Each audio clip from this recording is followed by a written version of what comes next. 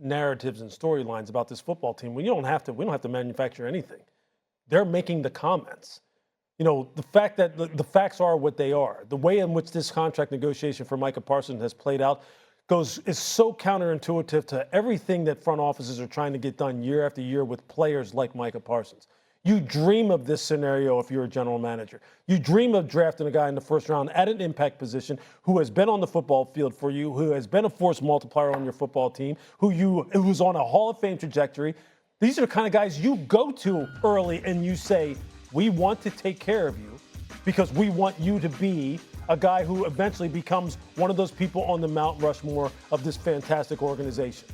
That's the thing that you want to be proactive about. You don't try and be kind of slithery about it and say, hey, look, let me talk to you one-on-one about this when you know that the contract is going to be historic in terms of its size and in terms of its scope.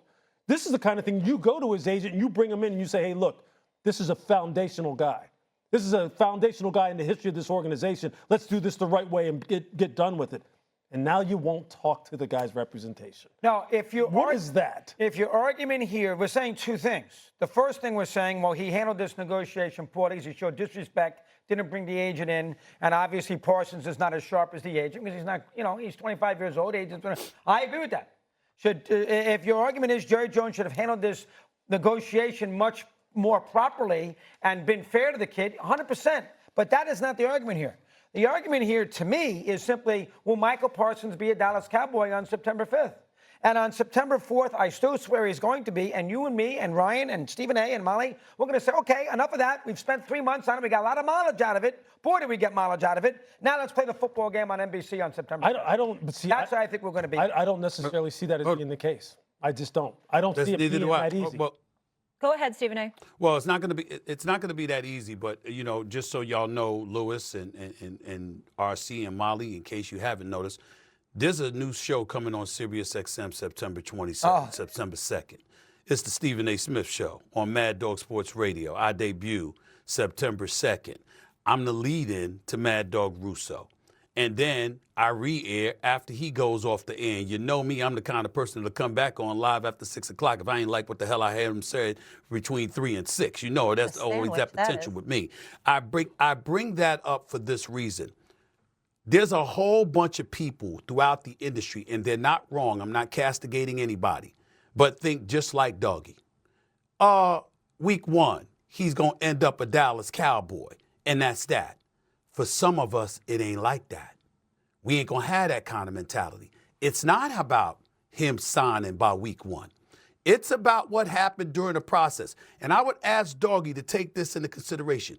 You know how many times you've been annoyed over the years when guys have been under contracts and they're making millions of dollars, to use your words, and you have felt, Doggy, you and a lot of your contemporaries, about how dare they feel slighted. You're making all of this money. Oh, please, nonsense. Go out there and play, blah, blah, blah. But somehow, some way, some of the things that they bring up in terms of a lack of respect and decency and the way that they were treated during the negotiations and some of the things that they had to endure and experience had them feeling slighted in a way that was incredibly alarming to them. And a lot of times folks like yourself may not want to hear that, but folks like me do want to hear that because the process and what transpires matters. You are Micah Parsons. You are 25 years old, admittedly unqualified to represent yourself in a negotiation, and a man that negotiates for a living, that has built billions of dollars for himself and his brand,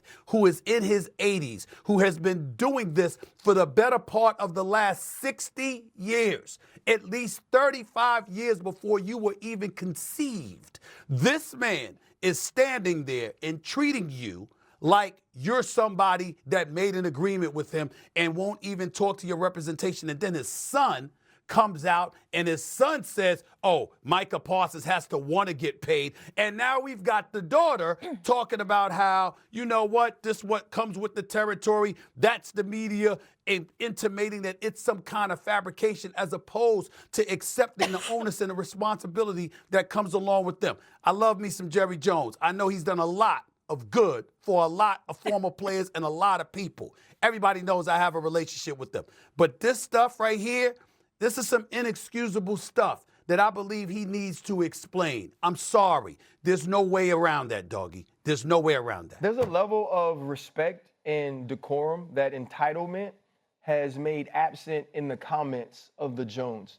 They're letting some of their intrusive thoughts and the conversations they have around dinner tables become public, right? This has become very personal with Micah Parsons, and a man that has done business as well and as long as Jerry Jones has understands that you can't make business personal for someone like Micah Parsons because he only has one career.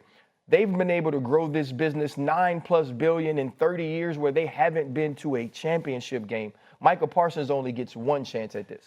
He's making $21 million a year. Mad you know? Dog, you're missing the point. No, I'm out. See? No, I'm out. See? Mad There's Dog, a doggy. Mad Dog, the game. everybody has a breaking point for disrespect. You can only take so much. So when you've been loyal to someone year after year after year after year, that is a slap in the face. And then to do it publicly, and then at some point you have to say, I'm not going to tolerate this anymore, and I'm going to be the first to do it, even if it is the Jones, because it's about principles, and it's about disrespect. Not everything in life is about money. In the NFL, it is. It's But about that- how but much yo- money but you get paid in the NFL. Then we see life differently. Dog, it is. Look, all about money. look. The NFL is. Careers are Look, short. look, professional sports is a transactional world. I will give you that. It is that. But see, there's also a process by which I agree, the it becomes process is bad. transactional I agree. that they right now are setting a whole new paradigm up. Look, there have been many guys in the NFL who are top-level players who have wound up getting paid in a very transactional manner to where which they were treated the right way during the process. Did you feel I did have you never feel this heard way of about this T.J. before. Watt? Were you screaming that T.J. Watt was under contract and T.J. Watt was Well, going to make a certain I amount of have money? screamed about that. But, with the yeah, but you know what? contract. Here's the You know, point, like though. is But here's the point. is Trey Hendrickson Here's the supposed to point. just play for the $16 million? Here's He the got point, 30 though. million But guaranteed. listen, He goes to Archie, renegotiate but his here's the contract, point, and he though. signed. And he signed. Okay, one at a time, And he guys. signed. The Rooneys. He signed. Have you ever heard of the Rooneys saying to a player, "Didn't I talk to you one-on-one, RC? I don't need to talk to your agent. So you're not going to take the deal?" And then your agent's calling and like, and Mr. Rooney's Bigger going, point, I'm though, not with gonna call Lewis. him back. Like, you know what I'm saying? Like that's what we're talking. It's the manner in which we're doing this. But hold on to encapsulate this, because it's very important that I say this with RC and Lewis right here. You see, Doggy is not wrong. Here's the issue. The Jerry Jones of the world and owners like that and executives like that or whatever are counting on the doggies of the world in the media all over the place to think just like he's thinking. Doggy's like, he's getting paid $21 million a year. Hey, he's under contract, okay? That's it. I'll see you week one. It stops there because that's the bottom line for most commentators, pundits, reporters, et cetera, et cetera, et cetera. It goes a little bit deeper with some others, myself, RC, Lewis, because we see it differently. It doesn't make Doggy wrong, but what it points out is how the industry of sports, in this particular instance, relies on that kind of thinking to sort of gloss over all the stuff that's transpiring that is a bit offensive to a lot of people. It ain't just about Micah Parsons. You got a whole bunch of cats out here that are looking at what's happening with him in terms of the treatment he's being accorded. And they're like, what the hell is going on? Did that happen to Tony Romo? Did that happen to Troy Aikman? Did that happen to a bunch of players that have played for Jerry Jones? A few of them, it has not happened. And it's never happened like this. We didn't even hear, whether it was CeeDee Lamb, whether it was Dak Prescott, took a little bit long to take care of him. CeeDee Lamb, the same thing, along with other players. Don't get me started with Emmitt Smith back in 1992. But we have never seen an owner say, I'm not talking to the agent. Well, I talked to him. We had a deal. What are you talking about? That is alarming. When they hug and kiss sometime before September 5th and Parsons is on the field, this conversation will be finally put to rest because he's playing that first game for Dallas. They're not trading him. Dallas is not trading him for a draft pick. The Patriots, $30 million under the cap. He's not trading him to Bob Kraft. He can't stand Kraft. He's not trading him to him. He hates Kraft because he's in the Hall of Fame. Kraft isn't. So there's a lot of issues there. He will be on the Cowboys on the 5th, and you on Friday morning, September 6th, will be waxing with poetry about how great he played against the Philadelphia offense. You watch. And you and Ryan Or maybe won't he's care gonna take about the what stand. happened in August. Nope. Oh, I'm going to care. How they do business is We're important. going to care. We're going to care. We're going to Once the care. games start, you That's won't. what Doggy's not getting. We're going Once to the care. games start, you won't. Okay. It's about the games. Okay. It's sport. Right. Let's all take a breather. Yeah. Let's take a quick I got all commercial of you break. against me. Oh my goodness, to start the day. Oh, my Jeez. goodness. Miss, I What- got the what greatest are you- negotiator in the what- world, the what- Players Union what are right in you front of